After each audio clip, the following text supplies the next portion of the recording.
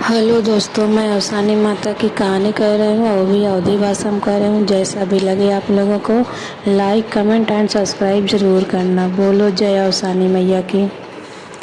एक थे रही सास पतो, उनकर पतो इतनी जीप चटाकी रहा है कि कौनो चीज़ जुठार दे, कौनो चीज़ जुठार दे। बूढ़ा कौनो पूजा पाठ करे बदे कौनो सामान लावे जुठार दे। और अवसानी माई पूजा करे वाली रही।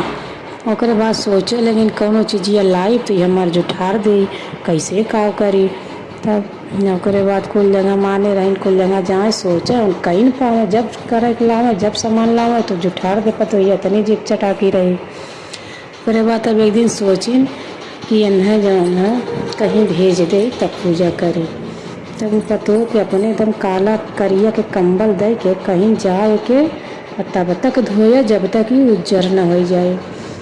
ओकरे बाद बेचारी लेके चली गई। जीप चटाकी भले रही लेकिन इनकर बात बहुत माने, आज्ञाकारी बहुत रही। ओकरे बाद वो चली गई न अपन नदी में अपन धोवत है न कहाँ उज्जर होत बा, अपन दिन भर वहीं पड़ी है।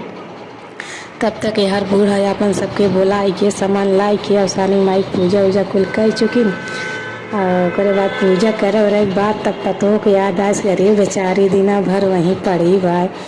गई ओकरे बाद उन्हें पकड़ के रोए लगिन कि अरे बहनी, जैसे तू इतना हमार बतिया मानत तू वैसे जिभिया कंट्रोल कर ले तू। ला अवसानी माई पूजा करे रहे तू हरदम कुल जुठार दे तू, यही मारे तोहें हम यहाँ भेजे रही कंबल तहार उज्जर होई ना।